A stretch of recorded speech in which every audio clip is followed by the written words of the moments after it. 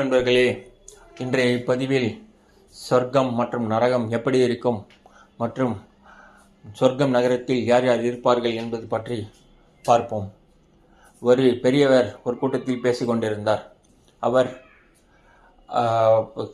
சொர்க்கத்தை பற்றியும் கடவுளை பற்றியும் பேசிக் கொண்டிருந்தார். அப்பொழுது அந்த பெரியவர் சொன்னார், கடவுள் நம்பிக்கை உள்ளவர்கள் சொர்க்கத்திற்கு செல்வார்கள், நல்லவர்கள் சொர்க்கத்திற்கு செல்வார்கள் என்று கூறினார். உடனே தன்னுடைய பேச்சை முடித்து கொண்டு அந்த பெரியவர் கீழே இருந்த ஒரு தத்துவ ஞானியிடம் வந்தார். தத்துவ ஞானி அவரின் நண்பர். அவரிடம் கேட்டார், நான் பேசியது எப்படி இருந்தது என்று கேட்டார் அந்த தத்துவ ஞானிக்கு ஒரே குழப்பமாக இருந்தது. அவர் சொன்னார், நீ கடவுள் நம்பிக்கை உள்ளவர்களும் நல்லவர்களும் சொர்க்கத்திற்கு செல்வார்கள் என்று கூறினீர்கள்.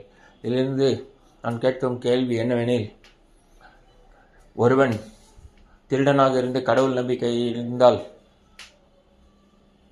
சொர்க்கத்துக்கு செல்வானா, அல்லது ஒருவன் கடவுள் நம்பிக்கை இல்லாமல் நல்லவனாக இருந்தால் நரகத்திற்கு செல்வானா என்பதே என்னுடைய கேள்வி என்று கேட்டார். இதே குழப்பத்துடன் அந்த பெரியவரும் தூங்க சென்றார். பிறகு அவர் அவர் அவர் ஒரு கனவு கண்டார். அப்பொழுது அவர் ஒரு ரயிலில் பயணம் செய்தார்.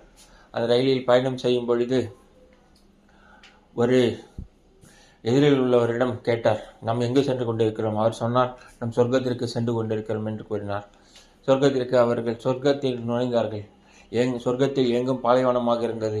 ஒரு சில எலும்பும் தோலுமான முனிவர்கள் தியானத்தில் ஈடுபட்டு கொண்டிருந்தார்கள்.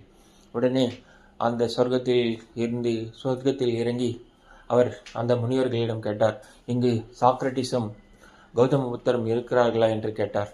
அதற்கு அப்படி யாரும் இல்லை என்று சொன்னார்கள். குழப்பத்துடன் திரும்பியும் ரயில் நிலையத்திற்கு வந்து நரகத்திற்கு செல்லும் வேறொரு ரயிலில் ஏறிக்கொண்டார். அந்த ரயில் அது நரகத்தில் நுழைந்த நரகத்தில் எங்கும் பசுஞ்சோலையும் நீர்நிலைகளும் மலர்களும் பூத்து குலுங்கின. உடனே நரகத்தில் இறங்கி அந்த பெரியவர் கேட்டார், இங்கு சாக்ரட்டிஸும் கௌதம புத்தரும் இருக்கிறார்கள் என்று கேட்டார். அவர்கள் வந்த பின்னால் தான் இந்த நரகமானது இப்படி மாறிவிட்டது என்று கூறினார்கள். இதுதான் கதை.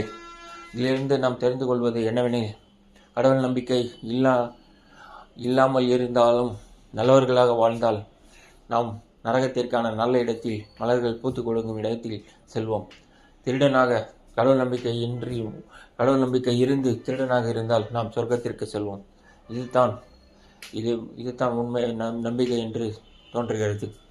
இந்த பதிவு பிடிச்சிருந்தால் லைக் பண்ணுங்கள், ஷேர் பண்ணுங்கள் மற்றும் இந்த சேனலை சப்ஸ்கிரைப் பண்ணுங்கள். நன்றி, வணக்கம்.